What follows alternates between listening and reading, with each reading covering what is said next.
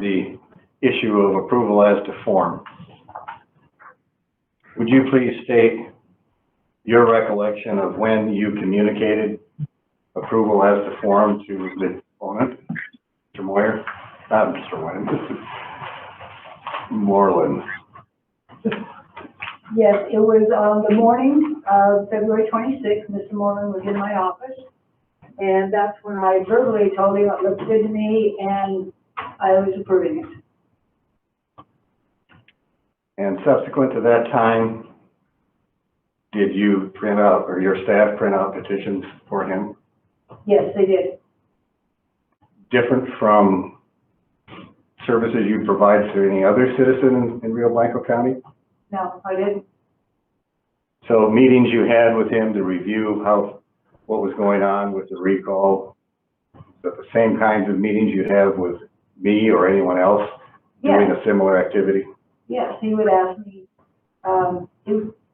several times if he was following the law, if I knew anything I hadn't done, because he wanted to make sure that he was following the law in Article 12 under Title I. And those are the same kinds of services you provide to everyone? Sure. You're looking at the two? Ms. Tahiri, are you in receipt of that document? If you could describe it, I probably could. What is that? It's labeled Clerk's Exhibit 2. It appears to be an email dated May 5th. Well, a string of emails, I suppose. Yes. Okay. Is that, so yesterday? I'm not in receipt of that. Mr. Borchard, have you provided copies of your exhibits to the opposing party? No, I haven't. I assumed she was going to be here, actually. I think you already testified to this, but I'll ask it again. You did sign the petition, is that correct? I mean, one of the petitions. I signed one of them that was rejected. And you signed that as a general citizen exercising your rights as an elector in this county? I did. And for no other reason? No. I'm going to start with that copy of the protest. You're aware the statute says the official shall forthwith mail a copy of the protest. Why did you wait some 6 days to mail the copy?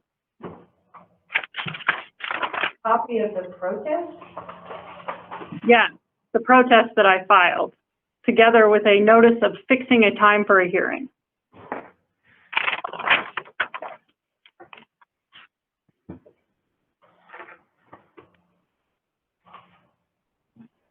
Between the time you received the protest and the time that you sent the notice of hearing, why did you wait so long? Mainly because I was going to have to be the hearing officer, and I was being accused of, what's the word for it? It's, just having the wrong interest in the hearing and the protest, and that came from your protest. And I just decided I need to find someone else to hold the hearing because I didn't want anything to hold this up. Well, didn't in fact Mr. Starr have a retired judge that was going to be the hearing officer? He did give the information. He did not give me contact information.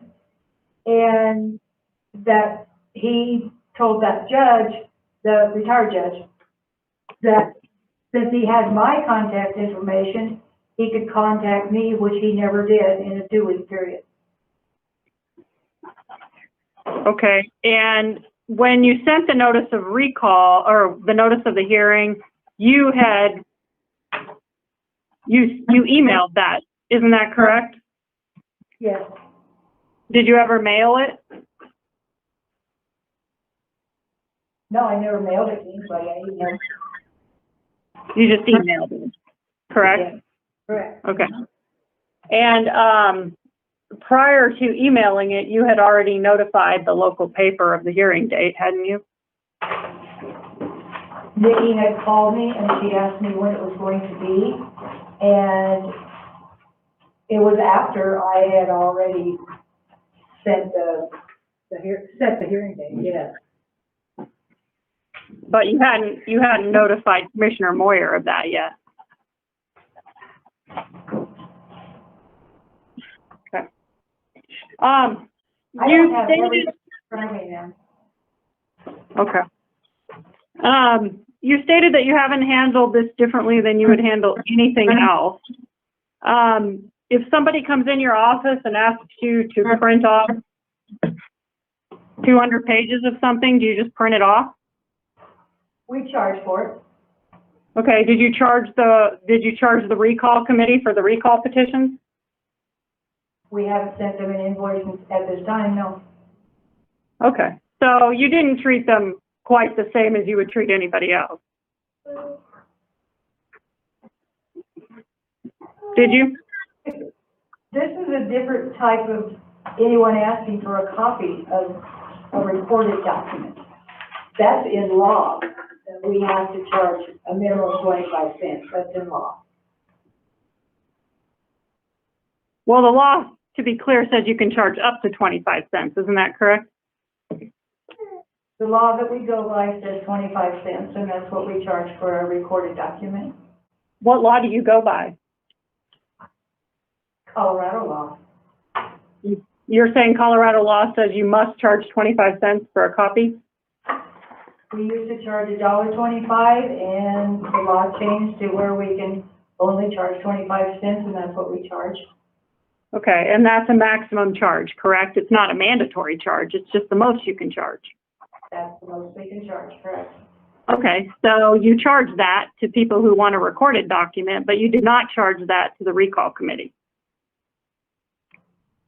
We have not set an invoice at this time, no. Okay. And you stated that you signed this as a private citizen, but in fact, you signed it while you were inside the clerk's office, didn't you? Yes, I was. Okay, so you were inside a government building, acting as the clerk and recorder, and you signed the document, correct? I signed the document as a registered elector of this county. The registered elector standing behind the clerk and recorder's desk on county property, correct? I was sitting at my desk, yes. So you testified that you printed out the recall petition without the statement of approval, correct? You printed it out. It didn't have the statement of approval on it, correct? Correct. I had my staff print it out before I Okay. put approval on it, yes. And you printed that out in the morning of the 26th, correct? Yes. Okay, did you ever print out the document with the signature on it? You mean with the approval? Yes. No, that's just been in the computer. What I printed out is a totally separate document that does not have the approval on it. That was used to print the petitions that were to be circulated. Okay, so you never ever printed out the document with the approval on it? Not for Mr. Morley, no. Except to send it by mail. Oh, so you did print it out? To send it by mail, of course I did. Okay, but you don't know why there's no record of that printing? Like, you wouldn't have printed that out in the morning, correct? No, I printed it out in the late afternoon. Printed it out when? The late afternoon? Okay. And you don't know why there's no record of that printout in the properties because you remember printing it?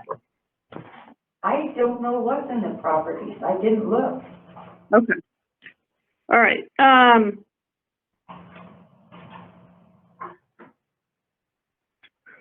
Do you recall getting a Cora request back on April 19th asking specifically for a copy of the notice of approval of petition format? From who? From me. Do you recall getting that? On what date now? April 19th. Was that the one that was just sent by email and not on a proper form? Yeah. That was one that, Vicki Edwards answered? Yes. Do you recall getting that? I do. Okay, and I specifically in that email asked for a quote copy of the notice of approval of petition format of recall Gary Moyer petition. Do you recall that? I do, and then I came in on Sunday after I realized that Vicki did not send you that, she sent you the sufficiency notice instead. So I sent it to you, just between you and me on email. Okay, and did you send something to Vicki, based on that April 19th email? Did I send her something? She already had that statement of sufficiency in her computer. Okay, so you didn't send her the petition format approval that in response to my Cora, you didn't send that to her? No, I didn't. Okay. And that was prior to my protest, wasn't it? My protest was filed a couple days afterwards? I don't remember. Okay, but you never provided that document to me until I pointed out in my protest that it didn't exist. Isn't that correct? No, that's not correct. Well, I filed my protest and then you gave me the document sometime later. Isn't that the timetable of what happened? My sending it to you had nothing to do with that. It was just, I realized that you did not get the proper document, so I sent it. Okay, and did you make any edits to that document back on the 2nd of March or May? Or before you sent it to me? Not that I remember, no. So. All right. Okay, thank you. I don't have anything further. Mr. Borchard?